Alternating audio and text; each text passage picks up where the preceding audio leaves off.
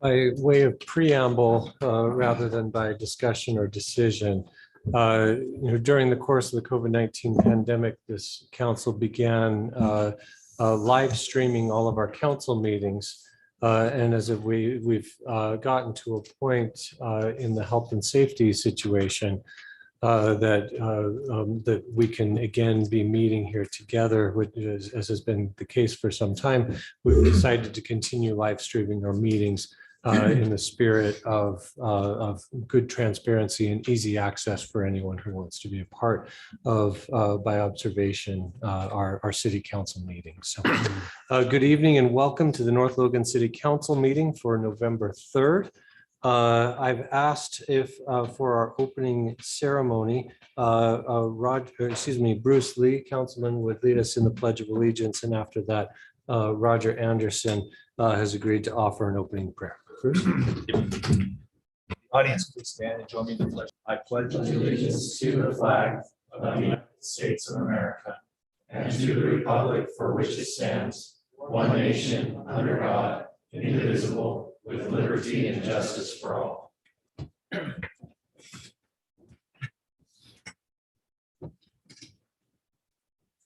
Dear Father in heaven, we're grateful for this evening, grateful for the chance we meet as a city council and citizens in this great community. And grateful for the moisture receiving, the blessing that is the drought conditions we've had. Grateful for the agenda items before us, and at this time, so we may now participate and make decisions. So these things in the name of Jesus Christ, amen. Amen. Thank you, Bruce and Roger. You have the agenda before you, and the only change that I would propose at this point is there's not a need for an executive session at the end of the meeting, and I'd entertain a motion to adopt striking that last item on the agenda. So moved. Of striking executive session. Motion from Bruce. Is there a second? Second. Second from Craig. All in favor? Aye. Motion carries and our agenda is adopted. We have minutes before you of, oh, no, we don't have minutes from last time. Okay, so we don't have minutes to approve. And Alan, if you'd take us through our follow-up and action items from our last meeting, please. Yes, thanks, Mayor. The Civic Center RFPs have been sent out. I think they're due in about 2 weeks from now, is when the request for proposals are due regarding the designs. Our recruitment, compensation, and retention, we'll talk a little bit more about that tonight with the employee portion. We probably need to have another meeting here coming up and discuss a few more items. I think we hit the key items initially, but then there's still some other items we need to go over. Jumping down through your website updates, we'll have a meeting with Marie. She's waiting on me right now to get some of those final items for updating the website. Jumping down through here though, water, we're looking into 2 or 3 sources of the funding, kind of hit each of them at the same time for the major water projects we've talked about with the master plan. Jumping down through, there's 2 other major projects that we'll have to do. They're quasi major projects, but water line down on Main Street, and then another water line that we've discovered throughout the year that are deteriorating rapidly, a lot faster than they should. That's kind of the nature with certain types of ductile iron pipe. So we'll replace those this year. Jumping down through a little bit sewer, they had a lot of the bids come in for our first section of our trunk line that we're installing in conjunction with Logan, our shared sewer trunk line. It's a very expensive project, a very deep line, a very large trunk line. And so some of the bids have come back on that, and they're working through different ways where they might be able to lower the cost for that first section of that sewer portion. Streets, they're still obviously preparing trucks for snow plowing, finalizing last minute things at the end of the year before they have to get into that constant snow plowing mode and constant repair mode. Thanks to the council for this last meeting, we updated the swim. Now they're going through and they are looking at several properties. Will has been very aggressive and going through each of the properties, updating their SWIPs and making sure that people are compliant. Coming down through here, the 1200 East overlay, what that is to show kind of exactly where that property or the proposed 1200 East extension with the COG funding would go. And then meeting with the property owners that are affected by that and going over final items. And also engineering is obviously involved in the sewer trunk line, heavily involved, Lance Anderson in that. Parks are doing general cleanup right now, just kind of preparing for winter, but they're also preparing for plowing because parks are the other department that heavily helps out with plowing during the winter. Trails will get bids from a list of potential companies that could help install portions of the Bonneville Shoreline Trail that we're working on right now. And so that's the major project. And then just updates on our active transportation plan. And Spencer's been helping out with that as well. With Lloyd. Jumping down through here for recreation. They had a very large event, their Halloween carnival event down at the high school. It went really well. Basketball registrations coming in. It's very, they're seeing extremely large numbers as always, their basketball programs because of the high quality and the affordability of that program. So they attract several individuals to play. Jumping on through here, facilities, they are working on repairs here. The RSL building are the kind of the main items right now.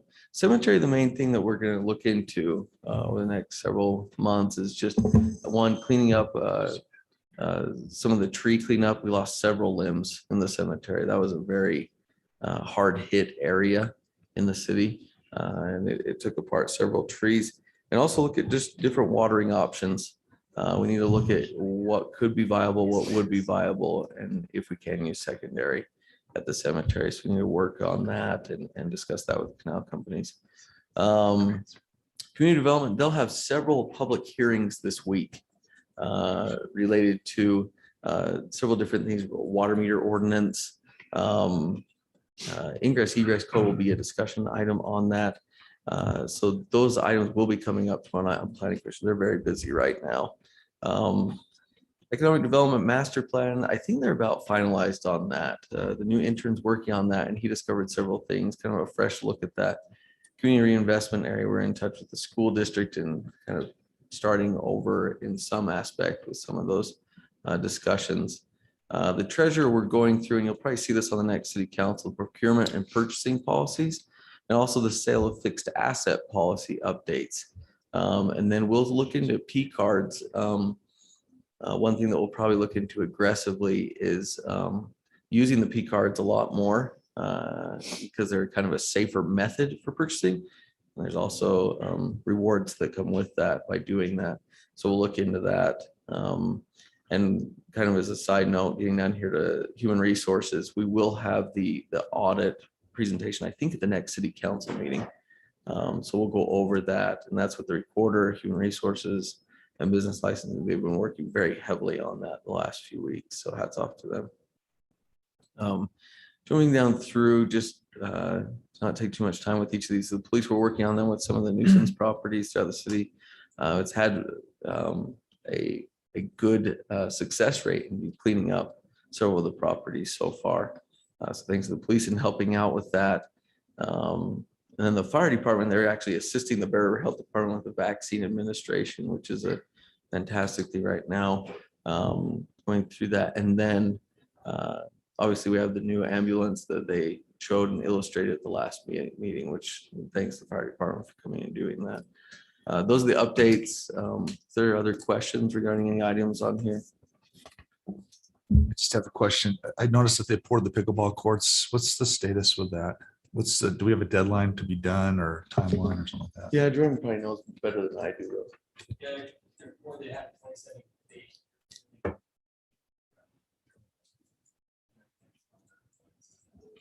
So like, do you think they're done before the end of the year? Yeah, we'll have them covered.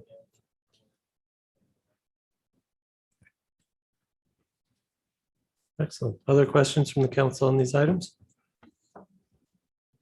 If not, then we'll go to our next item, which is recognition of an exemplary employee. This evening, these are, I do want to mention, these are staff-driven awards, just because other members of the staff are watching and see what's going on around in the different departments and different segments of the city. So this isn't myself, the city council, or Alan in his role as city administrator making these choices, but it's driven by the good things other employees see folks doing. Not to say that I wouldn't have made this nomination myself, but tonight we're recognizing our chief of police, Ulysses Black, or Ubi as he's known to many of us. Chief Black took over this police agency at a very tough time, as Debbie Bond noted, our treasurer who nominated him. There's a lot of civil unrest, a lot of challenges, a lot of discussion about the nature of what policing should look like, and even widespread calls to defund the police. On top of that, he took the position of chief of police, where within about 9 months prior to the time he started, we had he was the 4th police chief that had served in that period of 9 months. So we'd been through a lot of transition and tumult. Chief Black stepped in, took it all in stride, showed a tremendous capacity for learning and growth, both in terms of the job and just in terms of who he is as a human being. He's, a remarkable thing that I find about Chief Black that Debbie noted as well. I don't know how you go from working on, as a lot of our officers have this same spirit, going from working on a child abuse case and then walking into a meeting with your coworkers and somehow be able to smile and to be able to bring a little bit of a lift and a little bit of fun to the room in spite of the grievous situation that you've just come from and been working on. So I will add to Debbie's nomination and the support of the others, my heartfelt appreciation for Chief Black and the amazing job that he does on behalf of our department and on behalf of the city. So please join me in a round of applause for Chief Black.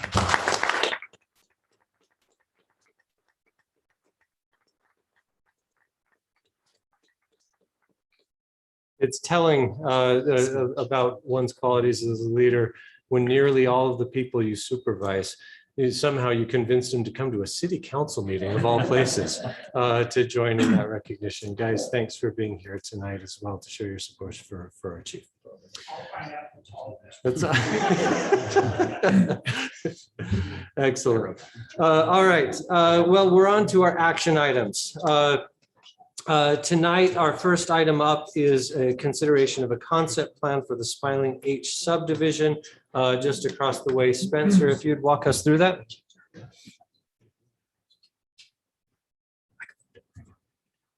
All right, so just for a little bit of context, Alan has it up on the map there for you. This subdivision covers both sides of 2500 North, down on the south, and then land up to the north. That is currently zoned and has been for some time zoned R112. With the acreage there, they have proposed there would be approximately 47 acres.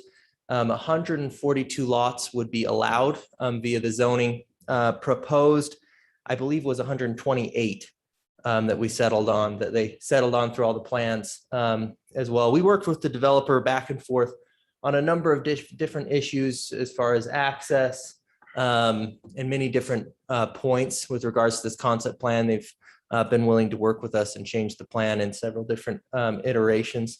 And this is the current concept plan. Planning Commission did recommend approval of this subdivision. The condition they gave, in addition to those on the staff report, was for a traffic report to be completed. The applicant expressed a desire for that traffic report to include, so if you look at this cul-de-sac right there, that originally was going to punch out onto 800 East. Those intersections are offset. We are concerned about traffic patterns with that offset intersection. They asked if they could include a quick study on what it would be like if that road punched through, and the Planning Commission agreed to that as part of the traffic study. That's a brief overview of this subdivision. It's done density determinant in the R112. So the minimum lot size in that is 10,000 square feet. They have several lots at that size. Let's see.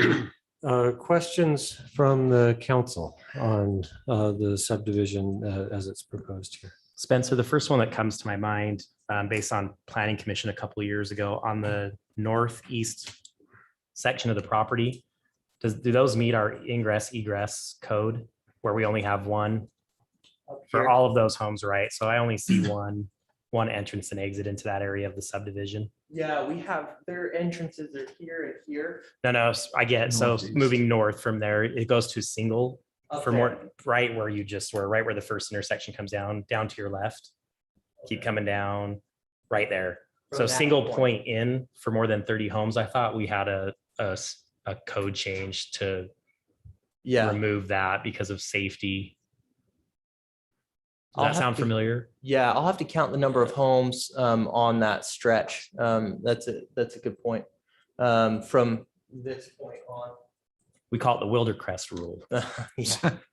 And then, okay, yeah. if we could, I'd be curious about that. And the second question I have, do we have a date for the roundabout on 800 East and 2500? Alan, maybe you'll give an update there. That's based off of funding. And so it's approved and funding's approved, but the funding allocation from the two sources, federally funded, but through the county, they'll give us a timeline of when we can do that.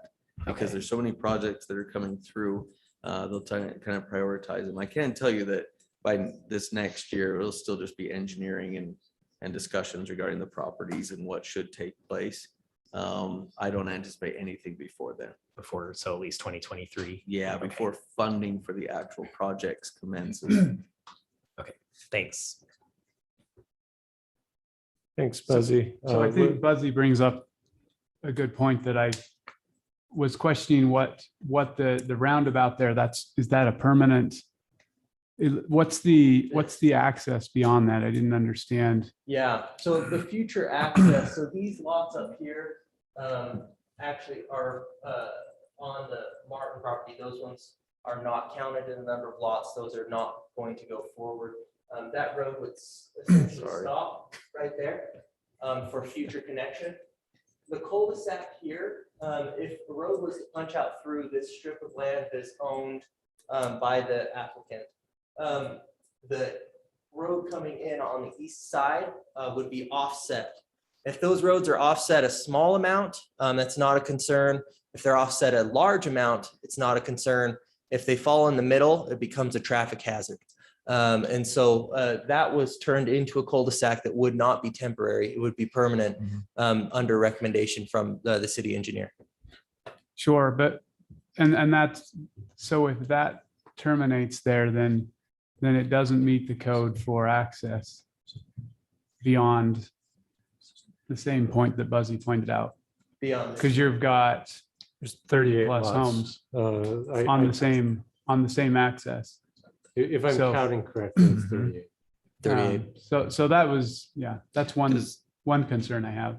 the 38 include those lots though that Spencer identified? Sorry, when I was jumping back and forth and toggling. Okay, yeah, I did count those. So that gets you closer. Should be at but not 32. quite there. So- Is the limiting factor, Brad, is it the number of the lots or number is it of- a distance? There's both, but it's the number of lots was the specific one. I don't know, I didn't even look at distance. And so that's so you're telling me those top lots are not going to be developed now? Correct, yeah, these are shown, they're not numbered, they're not included in that 128 that I gave you. So those top 6 So will not be built at this time, we're 32 or something. 32. Is the lot that's splinched, for lack of a better term, across those two, there's a line through it, just there is part of that lot planned to be on a different parcel? Yeah, those will have to shift a little bit now that those 6 lots on the top and that property owner is not participating. Those will have to shift to be all on the property owned by the applicant. But that would be still counted. I believe they can shift some things slightly to get that all on the property. As far as layout, that was the only thing there.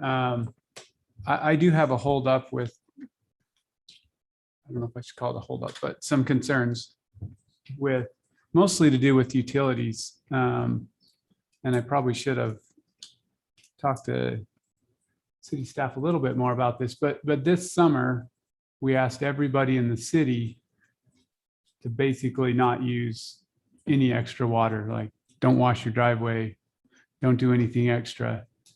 How do we account for 130 more lots on our system when we're asking everybody to restrict? And what percentage of water? I mean, how many, I'd be curious to know how many gallons of water we use in a typical winter month in North Logan. And because I'm figuring, you know, if we've got 135 lots and they're each using 6,000 to 8,000 gallons a month, it's a pretty serious amount of water. And at the same time, when this was passed by or moved along by Planning Commission, we've got another subdivision with water concerns that seems to be somewhat holding it back. So how do we rectify that? Not giving the water to that subdivision and giving it to this one with 135 lots. So do we know how many gallons we use a month Or in the whole city? I'm just curious what percentage of water this would be an increase in the city. that's a very good question, and we can go over that. I think they're two different issues. So water is an issue regardless of the subdivision coming in. And this one would be required to have secondary water throughout the subdivision. The other subdivision does not have secondary water. True, available. but this is 135 homes. Correct. So they'd use 4,000 to 6,000 gallons. That'd be part of the engineering model that they put together to Yeah, see how much it would affect the city system. So they have to submit a water model. They would have to go before the city engineer and see how much it affects the city system, see what kind of demands it placed on the system, run it through the water model and see what the output would be. so we can do that, but all summer you've been telling us we have no water. We don't have enough water. So how can we do some model that's going to tell us we have enough water to add 100 and It's water in 35 specific homes. portions of the city where Well- it's difficult to provide. But the water. well, we model would tell restricted us that. water in this portion of the We city. did. Well, Yeah, we did. no. Yeah, we restricted necessarily. water everywhere in the city. Globally, We were through the down whole to city. 2 days of watering per week. I think part of there are two other things that I think I'd recommend that the council consider. One is just last year was a historic drought. Like you look back at what the level of precipitation looks like, and cities that had much more water than we have per capita were still levying restrictions on their residents. And so it's not that those cities are in a permanent situation of hurt or that they've overdeveloped. It's that in a year where we have a historic level of drought, if you live in Utah and you have a bad water year, there are going to be water restrictions. And that would have been true had we had 500 fewer homes in North Logan. Maybe we could have been somewhat less restrictive than we were, but in a year where the level of precipitation looks like this year's precipitation did, there's going to be watering restrictions nearly no matter what you do. I would agree with that.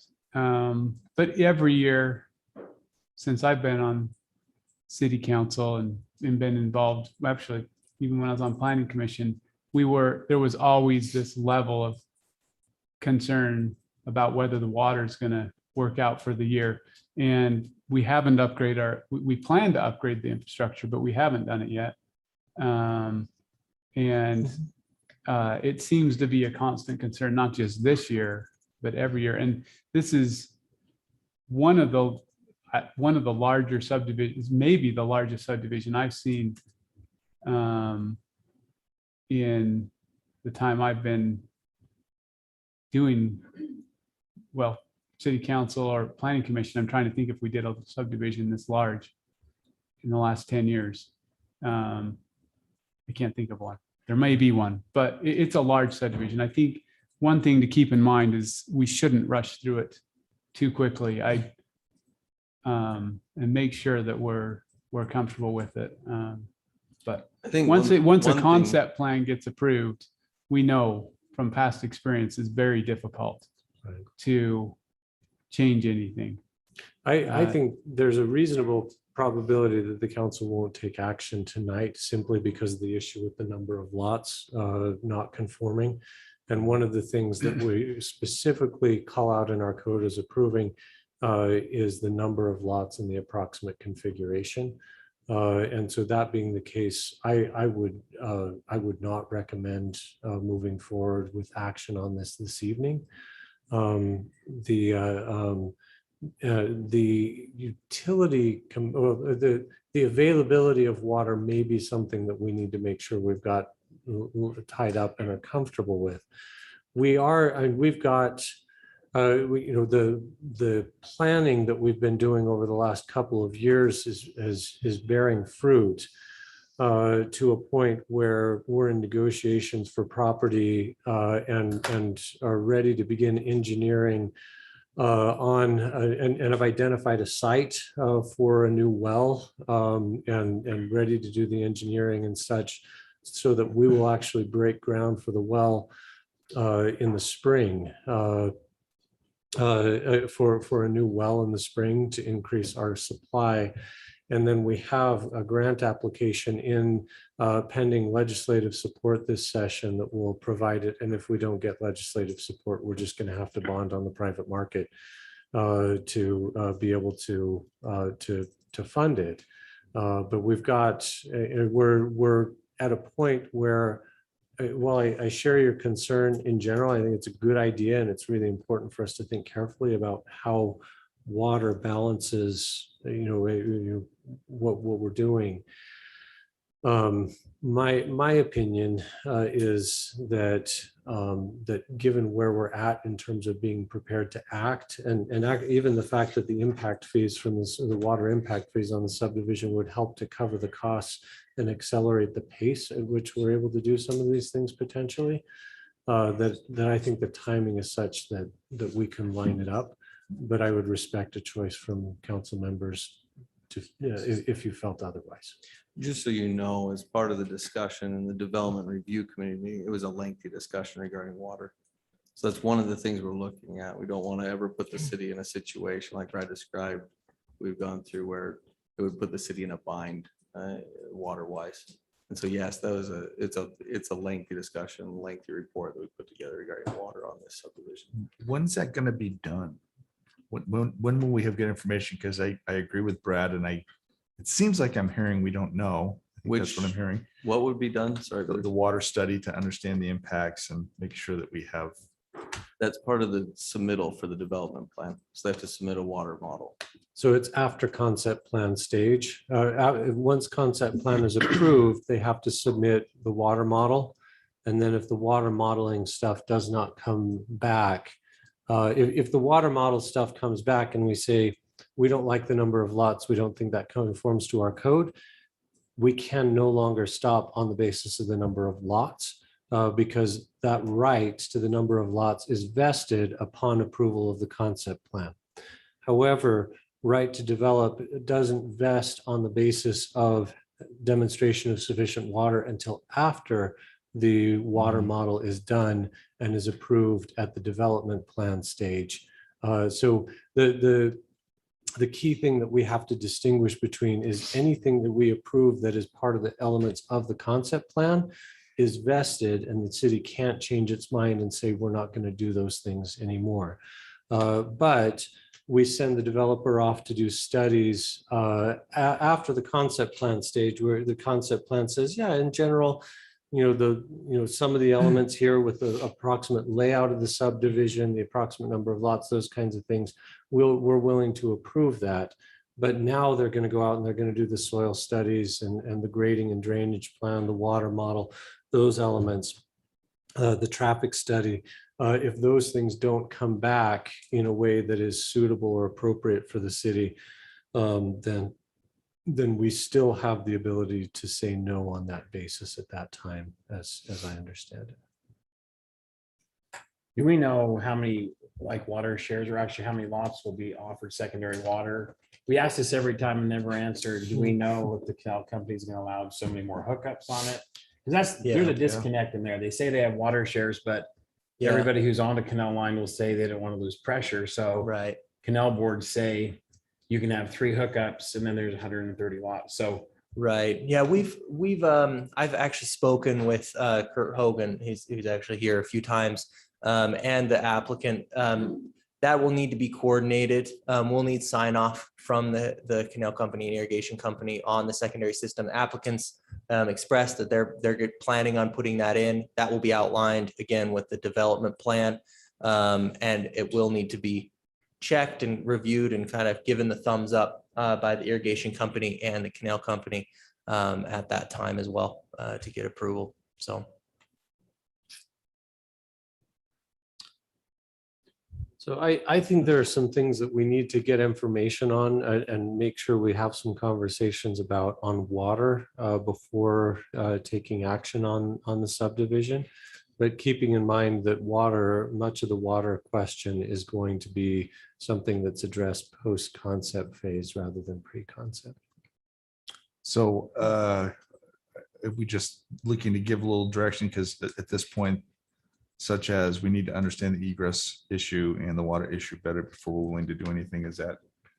Yeah, if there's other concerns that the council has about the concept, I'd love to populate that list tonight so that we can address it, get with the developer, help them to know what they need to address to have to meet the council's concerns, and then be able to come back in a couple of weeks and review this with an adjustment, making sure that it's really going to conform. Are there other items besides we've got water stuff on the table that we need to make sure we're looking at, making sure everything that needs to be done on water for concept phase is done, and second of all, we've got Ingress. we've got ingress egress, especially in the number of lots past that point that there's only a single access. Yeah, one other item that came to mind too is the plan on 600 East between 2360 North and 2500 North for improvements, and then the Greenville Gate at the end of that road. And so didn't see anything in the notes for plans there, whether road improvements are to be part of the development plan, and then what we're doing with that gate. Yeah, So- those are elements that they'll need to show in detail in the development plan. Okay. That would be Makes sense. required. We've discussed that. The applicant's willing to do their portion of that half road on 600 East. We will have to figure out what we are going to do with the gate at that time as well. We probably need to think about the full length of 600 East. Well, the developer's obligation will only be on the northern portion of 600 East. As that starts to carry, even though this won't directly, it will discharge onto 600 East. That means there's going to be significant impact on the southern portion of 6 East. And so we'll need to try to figure out some sort of plan for how the southern portion of that road can convey traffic and children safely. Right now it's gated. It's been gated for 9 years or so, 8 or 9 or 10 years, because kids, that's the designated safe route to school. And because of the narrowness of the road and the fact that there's no sidewalk, the 600 East just gets closed just in the 20 minutes, 30 minutes before school and the 20 to 30 minutes after school. And, there presumably would be a wider road and sidewalk, at least on one side in the northern portion. If we want to preserve that as a safe route to school corridor, we're going to need to work with the developer and figure out what needs to happen on the southern portion of 600 East so that it can continue to serve that function. Again, that's the negotiation about who pays for improvements and all of those kinds of things is going to need to happen post concept plan stage, but making sure that folks are aware that those discussions need to happen in advance is a really important thing to note. So thank you for raising that. Sorry. So- That was me not speaking into the mic. Thanks, Marie. So the cul-de-sac, and I know that's all got to be addressed anyways. Is that traffic wise, is that what we want permanently? I don't even know. Is there a house in the way of it lining up with this? So it would be a permanent cul-de-sac there, Right. not to Yeah. be developed in the future. Yeah, and if you can switch to the aerial, Alan, you can see it a little bit better. There is a house right here. So right where this road lines up, there's a house right there currently. And that road's already bending on the other side. So there's not the wiggle room to correct that offset essentially very many ways without taking out a house. So the path of least resistance is to have a cul-de-sac there. The applicant would prefer to have the road go out, but if it's not going to be a safe intersection, they also mentioned they could keep trail easement there and just do a paved connector sidewalk trail. That may be helpful if kids in these houses end up going to North Park to get out through that section, which was a great idea that they suggested, but it will be difficult to get those intersections to line up. Could that be a right turn only road? That was a thing that was actually raised by the applicant as well. The difficulty with that and the concern there is no matter how many signs you put there, people are going to ignore them. Or can you angle the road in such a way as it would only Put a lend itself curve- to a curved right turn? curb. Right, if we curve it, Yeah. we could maybe look into that a little bit closer. Again, just keeping in mind, we want to make sure we don't create a safety hazard if people decide they want to be the one who gets to turn left there. I don't know if you know the right turn only road coming out of the Al's parking lot before that light, but I think I've seen maybe 4 or 5 Yeah, people but that actually one you listen to can that. turn left on, but I've been in some roads in Salt Lake with it. I mean, it fires you off to the right. I mean, you have to go way around and you can do it, but it's a right turn only road. Right, So I'm not I talking don't- about something that comes to yeah. a T that you can make a left turn with still. right. We could look at it. We can Just a talk with thought. the engineer again and see if there's a way we can physically change that road to be more safe. Yeah, But I guess you mentioned this, I think, if you made that a sidewalk out to the road that was wide enough to support a vehicle, would that count as an egress and a safety route? That's a very good question. It wouldn't, but I mean, having that access for pedestrian would be fantastic, but it wouldn't qualify. You could engineer it for that. I mean, we have sidewalks that are fire truck rated all over campus. We do. It just creates a myriad of issues though. At that point. Yeah, if you had a wide sidewalk, I think we'd end up with the same sort of problem with the right turn where people say, well, I'm going to go sneak out through the sidewalk and if it's such that a vehicle can safely drive over it like a fire truck, I think we're probably going to end up with people driving over it in their cars.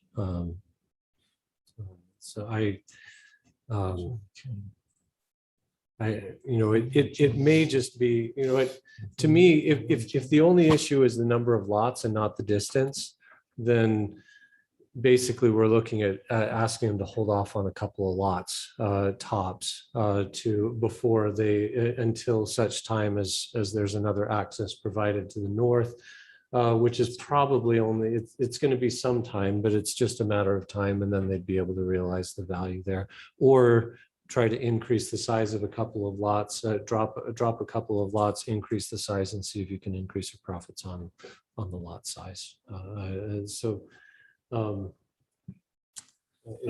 There's ample solutions. It's not like and what I'm hearing from the council isn't feeling like the subdivision wholesale needs to stop and be scrapped. The subdivision is going to be viable. It's going to be able to go forward. It's just have to be that we tweak that number of lots, depending on number of lots and distance, to make sure it satisfies that egress portion of the code. And that's the issue that has to be addressed there. So we've got egress on the list. We've got water on the list. Anything else? And 600 East, we need to make sure the city is starting to make some good plans staff-wise on what needs to happen with 600 East. Anything else to add to that list? I got a question. It's not one for your list, but if you could go to the south there, Alan, You want to go to the subdivision plan or just right here? on right the- there. One thing I do like about this is it fixes an issue we've had for a long time of our subdivision to nowhere or cul-de-sac to nowhere down there. But there's still some sections of gravel there and things like that. Or is there any bonding or requirements that was going to help fix that cul-de-sac Very good down in there question. on those existing properties? So it's not a concern for this subdivision, but will it imply back that they need to fix that road, add curb and gutter, proper widths and things like that for that cul-de-sac? Correct. Yeah, so on that front, these lots here are similar to the other 6 up north. These 6 are not included in the 128. Those property owners have decided not to be included unless that's changed. They're contemplating. So those ones aren't solidified. So it wouldn't connect. It's not guaranteed to connect as if they stop right there. Okay, If it does connect though, I'll speak to that. That subdivision, when it went in right here, right. in their development agreement, agreed to finish this gravel portion of the road. When there was a subdivision that connected, when it connected, there are lots listed that would pay for the improvement of that So we road. have that in. We play. would Okay, good. recommend that they would get with the contractor of whoever's developing the road of that subdivision north and pay Correct. to extend their project. And then this easement would go away as well, as per that agreement. That's a Great good point. question. Thanks, Craig. Okay, so we've got a list of items populated. I'm hearing no motion from the council and reading that as an intent to take no action on this tonight, but get with our developers and staff to address that list of questions generated. And then bring it back a couple of weeks and be prepared for a second round of Just to discussion. clarify on the water concern, which is a major concern that we've discussed. As far as answers for a number of the questions, how many, if it can work. A lot of those questions can't be answered until the water model is actually submitted, which is a development plan requirement. But at that time, it would be determined if any, many, or all of the lots could be actually developed at this time. So. Gotcha. That makes good sense. And the important thing to note there, and to make clear in our motion, is that we are at some point when the concept plan may be approved, to make clear in the motion what it is that we're approving in the concept stage, that it does not include the water yet until the modeling is done and we go to that next phase with the development plan. Thanks, Alan. All right, hearing no motion, we're going to leave that item and bring it back in a couple of weeks for further consideration. And let's move on to looking at our land use requirements for a variety of storage types. Spencer again? Yes. Okay, so I'll step you through this code. Planning Commission worked through this in a few different iterations and had a public hearing, also gave it a positive recommendation to City Council. If you want to just pull that draft up, Alan, that would be great. So the thing that we wanted to clarify is that this ordinance was only for uses that are primarily storage, and that storage being storage as a business, storage unit facilities, essentially.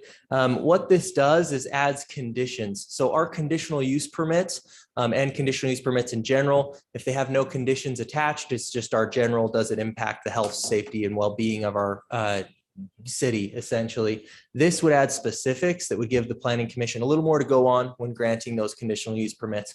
The main things they focused on was a buffer distance, which was very common in storage units codes throughout the state of Utah that I saw. And we use that buffer from our major streets. The intent there is to make sure that we reserve frontage, say along Main Street and 2500 North are the two listed. for businesses and retail where that's possible, and storage isn't located there. It doesn't necessarily mean it can't be located on the parcel, just has to be the physical distance away. Additionally, there's additional landscape requirements for trees that are slightly higher than what a typical commercial development would have to be, a landscape berm, and then the orientation of the storage units just being such that the main bay doors aren't facing onto the street. You've got a good looking facility that wouldn't be impactful to surrounding businesses essentially. One other thing that was added in recently was that all structures must be constructed on a footing or foundation up to date with building code. And that's to stop there being a bunch of temporary type of storage facilities. That is just something to clarify. An applicant looking to do that would run into issues when they got to the building inspectors anyway. So having it in this section of the code essentially saves them from opening a gate for them to run into a wall later in the approval process. So we thought it good practice. That was added after the Planning Commission recommendation. That was a catch by Alan based on past experience. So just to note, this point E was added in just as to make it clear for applicants. And that's the basics on this one. Thanks, Spencer. Questions or comments from the council? If there are none, first of all, great work, Planning Commission, because you got this nailed down and motions in order. I'll move that we approve ordinance 2109. I'll second. Motion from Bruce, second from Buzzy, all in favor? Aye. Motion carries unanimously. Thank you, Spencer. And then next we're on consideration of some proposed changes to the North Park Police Agency interlocal cooperation agreement. Dang it, this one I guess is mine. So as you guys are well aware, North Logan and Hyde Park share a police department, and the North Park Police Department is formed in such a way by interlocal agreement. So we have a solid commitment to collaboration between the two entities, and both cities have a strong and significant stake in running the organization. So this agreement was adopted 6 years ago, prior to which time the police department had been a department of North Logan City, and Hyde Park had an advisory voice on a committee. And so this brought the two cities a little closer together. From time to time, interlocal agreements need to be reviewed. There are a couple of things in the interlocal agreement that have not that I would like to specifically recommend. We ran this past the police commission a couple of months ago for feedback, and didn't see objections at that point in time. I began this process of negotiations with Mayor Flint nearly a year ago, and then unfortunately she passed away, and we resumed those negotiations with Mayor Wheeler in the late spring. So if we could just kind of scroll down through a couple of things, some light changes. One is that our bylaws specify that the mayor from a city can appoint temporary individuals from the city to come and participate if others from the city are unable to participate. So for example, Bruce is on our police commission. If Bruce called me and said, Damon, I'm feeling sick tonight, but there's a really important issue on the agenda, North Logan needs to be well represented. Our bylaws say that I could call Brad and say, Brad, would you come out to police commission tonight? Here's what's going on. And then Brad would be able to fill in for that meeting to represent the city on the police commission. That's clear in the bylaws. It's not outright prohibited in the interlocal agreement, but it's not specifically called out. So that if we're going to be in here anyways, this seems like a good moment to clarify that. Carry on. There's just a quick note about for cause that's adjusted there. For cause has a specific meaning in employment law, and that It's not intended to mean that here, I don't think. But if it were read that way, then it could appear that there's a conflict between our personnel policies and the interlocal agreement. So I'd recommend that we rectify that at this point in time. And then carrying on, the larger items are down here below. First of all, Schedule A of the interlocal agreement was intended to list all of the property of the agency, or the property that the two cities contributed to the agency. As you can see, the property that was contributed to the agency was, because the department had been run by North Logan, was all donated by North Logan City. And so that's listed there in the event of a split, recognizing that North Logan would get credit for the property that they had donated at that point in time. But the agreement on the police building had not been completed at the point in time that this was done. After the interlocal agreement was signed, and we began construction of the police building, Mayor Berenson very wisely went out to negotiate with Hyde Park to encourage Hyde Park to participate in the cost of the building. At that point in time, we believed that the cost of the building was going to be a little over $800,000. And Hyde Park said, well, we'll contribute about $200,000. And it works out to be $204,000, $205,000, something of that nature. The numbers are specified later here. But in the end, as we went through the construction process, once you account for the parking lot, the landscaping, a few change orders to the building ultimately came out to cost $1.4 million. So I had a conversation with Mayor Wheeler and have revisited with this with him a couple of times since. Or he said, hey, look, here's the issue. The idea was that Hyde Park would buy in to the building and that they would buy into $200,000. And they did that thinking that they would get a quarter or approximately 25%, which is about what the formula gives, a split of about Hyde Park paying about 25% of the bills, North Logan paying about 75% based on the formula that's presented in the interlocal. So in the end, what Hyde Park contributed, they have completed all of their payments. They've paid the money and they've done it in a timely way. We can't find anything written down, though. I visited with Mayor Berenson, visited with Mayor Cox, Mayor Flint, checked with recorders in both cities. We can't find anything that was written down at the time of exactly what was going to happen on this, and we need to resolve it. So I presented, as Charles and I talked, we had two ideas. I said, well, there's one solution is that Hyde Park could pay North Logan more than what they've already paid and really pay into the 25% of the building cost. I said, alternatively, I recognize that may not be the amount of money you guys thought you were getting into when we started to go down that path. And if you're not feeling like you can contribute more, then at least we need to write down that Hyde Park contributed $200,000, which amounts to something like 16% of the building costs rather than 25% of the costs, such that if there is a split or for some reason we're trying to parse out who owns how much of the building, that it is on record and written down how much of the building Hyde Park City actually owns. Mayor Wheeler, on each occasion where I've approached him about this, has indicated his feeling that they don't want to pay more towards the building, but that they would accept writing down that they have not acquired fully 25% of the building, but that they have only acquired a fraction of the building based on the fraction of the original cost that they paid.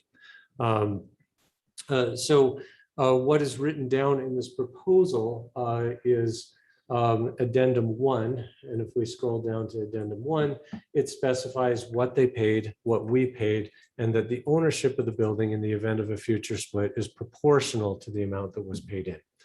It's a better deal for North Logan than what was on the table originally when the agreement was signed, which was that North Logan had to pay the entire cost of the building. In terms of how good the deal is or isn't for North Logan or Hyde Park depends on what happens in the event of a split. If there's never a split, it means North Logan carried the costs, a greater share of the cost of the building. In the event that there is a split, though, this at least protects the city from losing 25% of its stake in the building when Hyde Park only actually paid not all of those costs at the beginning. And so this is the compromise that I'd propose to the council to consider. The last item, if you'd scroll back up a little bit, please, Alan, to the facilities allocation fee. Originally, the facilities allocation fee said that North Logan was just going to take care of the building, that we'd do everything for the building that needed to be done because we are the host city under this agreement. The formula for doing so spelled out here says basically we take the square footage of every building in North Logan, including the police department, and whatever fraction of the overall building space, and then that gets matched to our facilities budget. And if the police building is 20% of the overall square footage space owned and maintained by the city, then 20% of the facility costs of the facilities department budget gets paid by the police agency. The police building, being a relatively new building, has few expenses, or at least has had heretofore up to this point. As a result, the police agency started to have concerns that they were paying bills of $40,000, $60,000 a year plus in facilities, and they weren't getting anything out of it. And so as we talked as a police commission, as we've approved in our annual budgets, we've shifted to a model where the police commission just pays for the maintaining and taking care of the building. Any work that's performed by North Logan City, they pay by contract the city whatever our costs are. So when we go out and push snow, the police chief Black writes a check to North Logan City and pays us for the snow push. When we go out and mow, when we fix the sprinklers, those kinds of things, the police agency pays us. And this system seems to work out, in my opinion, better than the police commission writing a check that's not directly associated with the actual costs. However, so this system has worked fine, and it's the way we've been operating for several years now. Unfortunately, it's not what's written down in the interlocal agreement. And my hope is that we can get things in the interlocal agreement such that our state of practice actually mirrors what we say we're going to do in the interlocal agreement in the event that things become complicated in the relationship between the cities and the police department. And just so that we're operating by the law of what we wrote in the interlocal agreement and doing what we said we would do. So open at that point for a discussion from the council. We don't need to take action on this tonight. If you feel like you're ready, we certainly can. But if there's more information the council would like to see, we don't have to take action tonight.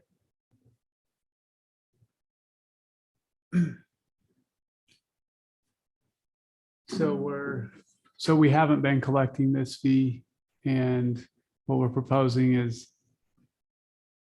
assuming the police department never gets disbanded, we're giving Hyde Park $150,000 essentially.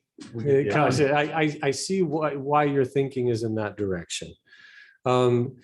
I know we get it if we have the building ever sells. Right, if the building or ever sells, that would be the when it case. diminishes in value, but at this point, we're giving that much value of the building for Hyde Park's use without any compensation. If that's, yes, if I wanted to argue that this is a bad deal, that's exactly the way I would put it. And I'm not necessarily, but I am going to point that out. That's appropriate, and because it needs to be considered. The issue is that initially we told Hyde Park they were buying 25% of the building for $200,000. So Hyde Park is saying, wait a second, we paid $200,000 and you're telling us now that we only own X percent of the building, whatever it is, 10, 15%. There's both sides. And so either city could look at this agreement and say it's not as good as what they thought they were signing up for. But the reason for that is that when that gentleman's agreement was reached, that the true costs of the police building were not known. And And they were it went based, over somewhere around 75% over Yeah. budget.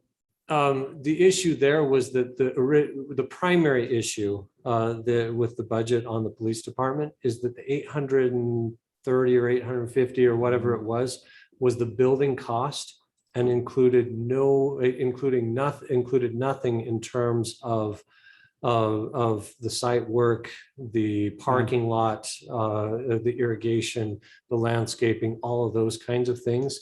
And that's not quite $600,000 worth of difference, but Yeah. but it's a significant chunk. There's only two of you here to remember, but I did stand in front of the council at that time and tell you you would do such a thing. Sure. When you did it, just. Noted. Not to throw another item in there, but on top of that, if the city staff hadn't done all of that, North Logan City staff, it'd probably been $200,000 higher than what you're seeing there. Would have been 1.6. So North Logan City staff did most of the work for the site and installation. These were just direct costs and bills that were received. I'll make a motion that we approve the updates to the interlocal agreement. Second. We have a motion from Bruce, a second from Craig. Any further discussion? All in favor? Aye. Opposed? Okay. This will go to Hyde Park's Council for ratification of the amendments. There are a couple of other things that, for the council, since Lindsay's in the room here, that I'll throw out. These aren't the only things in the agreement that I would ideally like to see changed, but there are changes that I think need to be made and need to be made soon. Our funding agreement is kind of odd, like in that it does include a portion of calls for service, but the other portions of it are things like taxable sales value instead of population and some things of that nature. I think that it's a good practice to review and have in mind some of the components of this agreement that might be good things for us to review and look at in the future. My goal at this point is to see what we can accomplish right now, where some of these issues I think would ideally be rectified before Roger and I ride off into the sun. Roger will be around a couple of years yet, but Mayor, just to clarify one of those points, and Mayor knows these better than anyone right now. Right now, the actual split works great. I mean, both cities work together. It turns out really well. It's a very fair proportion the way it comes out. It could turn into an issue where it's not. The reason it could turn out in that way is what the mayor's described. The portion of calls, the population, I mean, those things should go into a formula and it should come out with a roughly 25-75 split, which seems fair. It has population or property tax in here. North Logan, as we've seen and as we've looked at all the cities throughout the valley, we've had an unfair and a disproportionate level of increases over the last few years in valuation. Not in property tax increases, but the property values in North Logan have skyrocketed. They've skyrocketed all over the valley, but North Logan's the only one seeing massive increases throughout the valley. And so that's one thing. So if we see that come into this where the other cities aren't proportionally increased the same way North Logan's increased, the formula will come out and will be disproportionately taxed in our police services at that point. The other issue is sales tax. This includes sales tax. I always give the example of if you're talking with your neighbor about your fences, you don't talk about how much each one of you makes, and that's how you determine how much you pay for a fence. Sales tax has really nothing to do with police services. However, the other items do. And so that's where it could become an issue as well over time. Just to keep those in mind so the current council knows these things. Because they could become an issue in the future. Right now, they are not. The proportion is great. It works out very well. thanks, Alan. I agree 100%. Formula is something that needs to be given some thought given to in the future. All right, next item up is discussion regarding proposed updates to the North Logan City Employee Handbook. So Alan, do you want to take us through that? Yes. And I told the mayor, I mean, we've been making several edits over the last several months. And these edits, every time we look into the employee handbook, there's other edits that we find. So we're probably just gonna have to pick a point, approve the edits, and then move forward. But each time we look into this, there's additional edits that we find. Luckily, grammatical errors. We had Christy Hansen go through this, that works for the library. She did a fantastic job, found every grammatical error, which were in large number due to my helping in writing portions of this. So thanks to Christy for doing that. The other items as far as content are mainly centered on kind of elements where part-timers may leave for a portion and then come and work. They're quasi-seasonal at that point. Where is that cutoff date? What are the policies for when they leave and when they come back? How are they hired back on? What's the amount that they're paid? Other items regarding employee referral amounts. As we're talking about the recruitment compensation portion and the battle that we're in for employees. We did put in a referral program in here, which has actually worked out. However, we want to kind of beef that up a little bit to make it real. I think the dollar amount at that time was $50 for a referral. We want to look more along the lines of $100 to $200 to really provide an incentive there, because it saves the city money in the long term for not having to train and same thing that the police have learned as well. I mean, having the turnover and things that they've done to help out with that, it really saves money over time. There's things regarding 3/4 time. We eliminated those in the original employee handbook changes, and now we've brought those back in, which has a number of things that we need to change throughout the employee handbook for the option for 3/4 time employees. Work from home policies. When this started, it was a very strict policy. There was no working from home. We'd had issues with that in the past. That got flipped upside down with COVID, where we went to working from home for a month, and then Northland City was one of the first to come back, and we really pushed coming back to work. However, we made provisions for employees, those that were at risk, and we looked at the health of employees. That was the first priority. And so we made modifications there. And that's what this plan kind of reflects, some flexibility there for making that work. And then there's a number of other items that we could go over regarding some minor changes throughout the employee handbook. But those are the major ones that we're looking at. And again, this is a discussion point for tonight, but it'll probably come back for approval because this council's looked at it several times. And so it'll probably come back for approval at the next city council or the one after that to look through those changes and make sure they're up to date, and to give the staff another look at the entire handbook, see if they have any other changes, recommendations. I just have two quick comments. One, I think I mentioned this before, but in the section, which I'm way down on this now, so I'll never find it again, but it deals with family and employees, brothers, sisters, parents. I know we've had several families that have had siblings that have worked together in different departments within the city, which I don't think is an issue. I think it becomes an issue when you have a supervisory position. And so I don't love the wording the way it is right now, suggesting that we discourage any family members for working in the city that are close relations. But I think we should discourage those that are in a supervisory role or within the same department, something like that. That's more common from what I've seen. And then looking at the holidays, writing Juneteenth. Is that a federal holiday now? It's a federal holiday now, but we're looking Okay. into adopting it as a city holiday. All right, it's a federal holiday.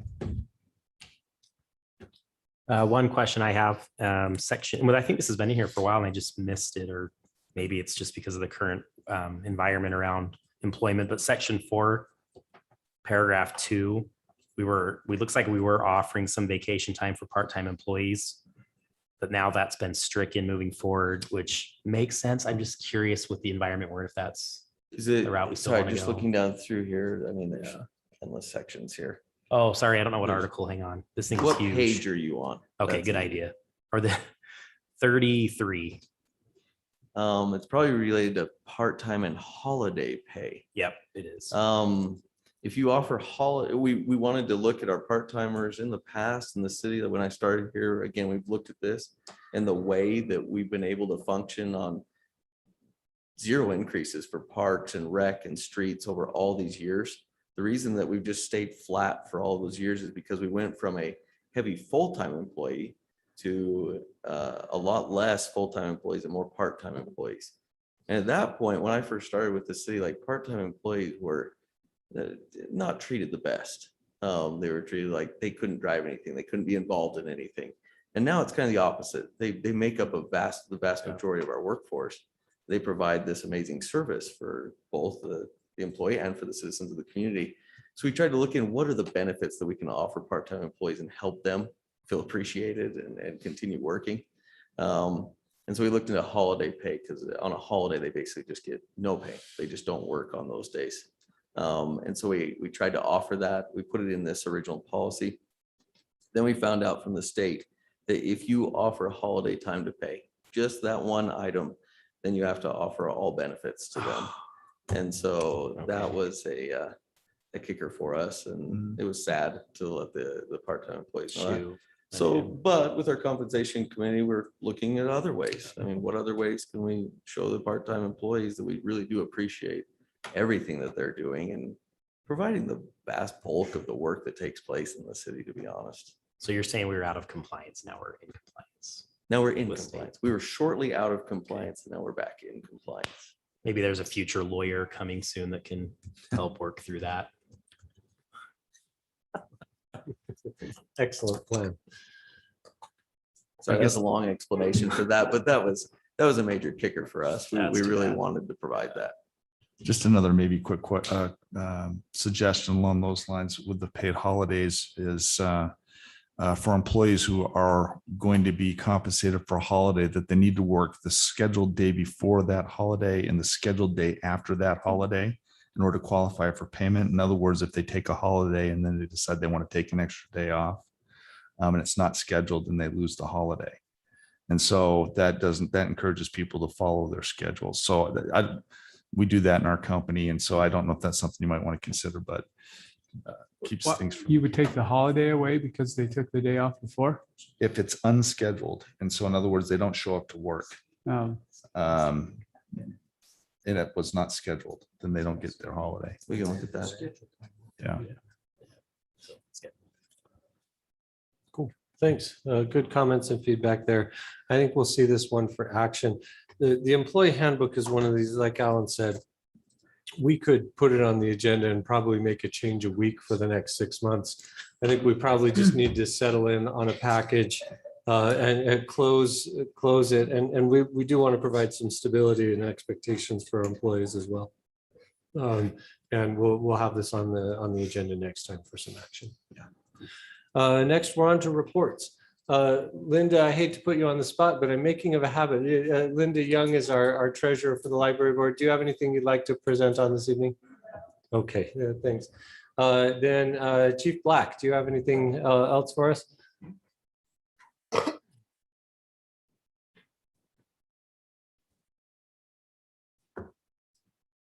Learned I can't walk with my glasses on, otherwise I feel like I'm going to fall down. I don't know what that is, but just a quick update. October 16th to the 31st, 294 calls of service, 63 traffic contacts. We've brought a USU intern in to help us do some research and develop a social media plan for law enforcement best practices, looking at ways we can engage more with information sharing with the community, or just try and answer some questions as people have them and engage more frequently through that means. So they're also going to help us put together a digital reference book copy for our patrol guys. So just a quick update. Thanks, Chief. Thank you. Chief Hennig?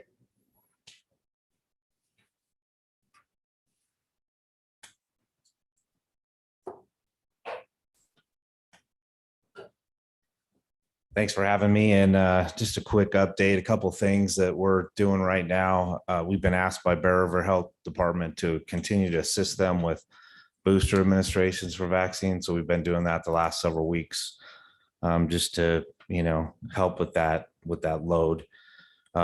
We recently filled our 3 full-time vacancies, so we just have 2 part-time. We're hoping to be able to fill those in the next week or 2. We're, obviously the past year, we've kind of foregone a lot of our business inspections and station tours and public education. So we're back on track, doing those things again, and much needed service for the community. So this is the few things we're doing. Obviously the rescue or the ambulance is in service. It's really interesting that we got the timing of us getting that. We were able to get it in a fairly decent time frame, considering obviously it was delayed by several months, but we're in the process of purchasing 2 more and we're a year out for build. So, things have changed dramatically since we purchased our last one. So we're glad that that's in service and being able to provide that to your community. So any questions? Thank you. Thanks for bringing it last time. My kids loved. getting Oh in the yeah, that's ambulance awesome. and I was wanting glad to you know. guys got the opportunity to see what we, we purchase and what we provide the community and be able to answer questions. I know some of the crew that was here were some of the North Logan. I know Nikki, who's one of our paramedics, came over from North Logan. She's been a great asset to us. So thanks. Thanks, Chief. Jeff, do you have anything you want to throw out from Planning Commission side? Okay. That's all right. Spencer, anything else? Jordan? I just invite you guys, if you have questions about water system or capacities, anything like that. Come by. Excellent. Thank you, Jordan. Let's see, Scott's left. Lindsay, do you have anything you want to? Oh, there's Scott. I'm sorry, you moved. He's not allowed. She's always right here. I was gonna get closer. Now that the election is done, we have to schedule the canvass, which needs to be no earlier than 7 days, no later than 14 days after the election.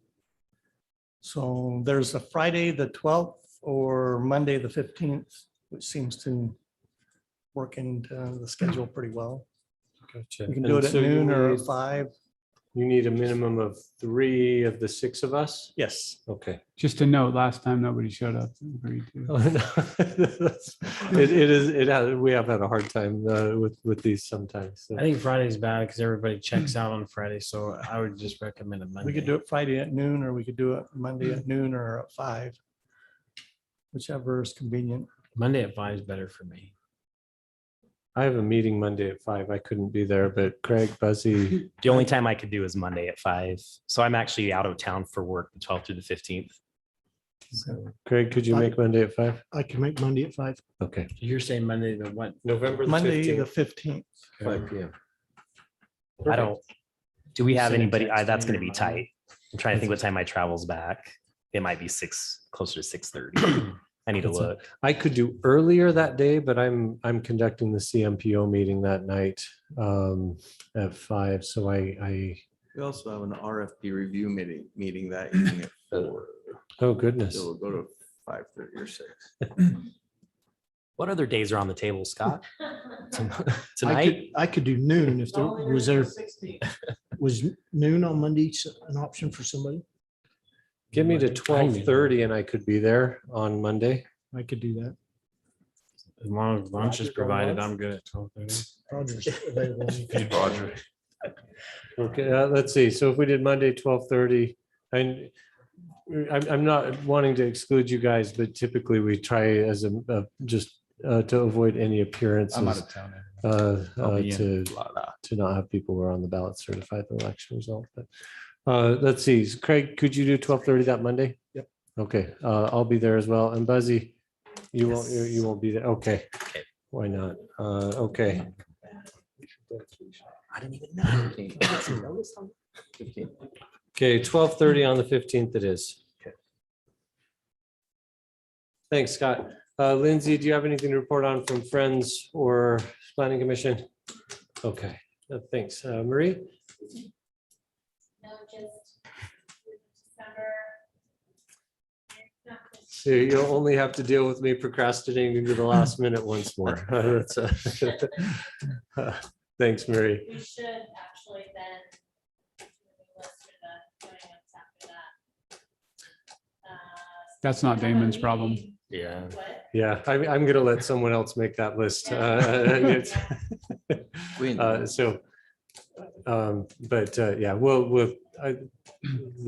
sort that out. So thanks. Alan? Just two quick updates. These are the upcoming events coming up. So obviously election, Veterans Day, City Employee Party, and then the two events, the rec department's putting together, Letters to Santa and the Silent Santa. Two items. The Silent Santa is for the persons with disabilities. It's been a fantastic opportunity the last few years. So they put that together. Going back, this is the unfilled jobs that you asked about this last time. So going through this is a compilation of just all the different departments, the jobs that are available and the percentage of their department that's unfilled. And so as you look through this, police, that's up to them. They filled a few positions, but they have a full-time, part-time, and crossing guard. And then you look through parks, streets is very similar. Utilities is very similar. HR interns will probably fill in the next 1 to 2 weeks. Some different departments are easier to fill. When we put out feelers, like for interns, for an HR intern, our previous HR interns were fantastic. One's getting married, the other one's graduating and moving on. So it's been fantastic, but those are quick and easy to fill. Recreation, the interns are a little bit easier to fill. Library doesn't have any openings besides a page right now, so that's fantastic. But these other departments are pretty tough to fill right now. And so that's what we're looking at. Cool. Thanks, Alan. Craig, do you have anything for us? I just had one question. If anyone, I received a letter from the Archers on a daycare being approved on their road. And as I looked at it, Spencer? it's private. The road appears to be private property all the way out to 23rd. So I don't think that it applies to anything, but just wondering if anybody answered the Archers.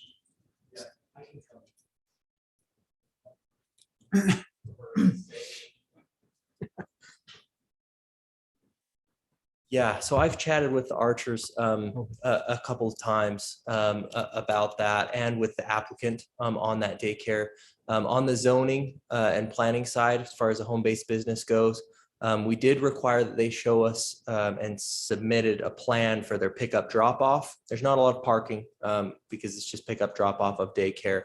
Right now, their plan is to have the parents drive in, drop off in their driveway, drive out. I made them aware that if that's causing a conflict and we are hearing complaints from the Archers or wherever else using that lane, that's clogging up the lane and causing an issue, they may need to start dropping off at the road and then having the parents walk their kids up the lane, walk back to their car, essentially. So we'll be playing that by ear as it gets implemented, essentially. There's an inherent limit on the number of kids that can be there, right? Yes, so maximum is 8 without a conditional use permit that would need to be approved by the planning commission to go over 8. I've let the applicant know that with concerns of traffic and whatever else, that would likely be difficult to get a conditional use permit. Cool. Thank you. That's all I have.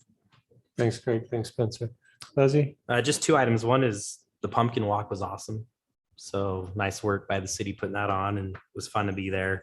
The other one's not as fun, but a couple messages have come in the last week around 3100 North and 1200 East. I'm just curious if you guys are getting any of these messages asking that we consider a 4-way stop there. Apparently there's been some close calls with students in the morning and in the afternoon. I haven't seen it personally, but had at least 3 emails on it now in the last 2 weeks. So you can forward them on. What we'll do is we'll take a look at them with the police department and see if there's anything that we can address at that point. I just heard someone wanted to reverse the stop. Yeah, I've heard that too. Down the hill. I have heard that. They wanted the stop to go the other way. That's it for me. I'm Thanks. sure they. It's a Chief Black. If you could just kind of take a look at, I don't know if you need to lay out a traffic counter or what, but if you could look at that 3100 and 12th East intersection and see what seems to make sense there from a traffic control perspective. If you feel like there's something different we should look at, let us know. I will, I've gone up there and actually sat myself watching because I've heard some. Have you too? Yeah. Cool. Excellent. Thanks, Buzzy. Brad, I don't have anything. Bruce. I sent an email off to Alan and Jordan, and looks like you guys took care of some stuff already down with that one resident. Just curious about the concrete on that. Two things with that, though. Remember, a park strip concrete Uh-huh. is not allowed. Per our franchise agreements. It's not in the park strip. It's yeah, I'll talk to you after. That's fine. That's all. Cool. Thanks, Bruce. Roger. Okay. I don't have anything else. Well, the one thing thanks not only for the pumpkin walk, but the pumpkin toss as well. I'm sure Ryan just smiles as big as can be when he's driving a golf cart going out to measure the distance that a pumpkin has just been launched halfway across the field at Elk Ridge Park. I don't know that we're quite going to get to the Stevens's house, but a few of those start to look like they're pretty close with the distance that those fly. So thank you for everyone who's involved in that. And with that, entertain a motion to adjourn. Motion to adjourn. Who said the so moved? They were first.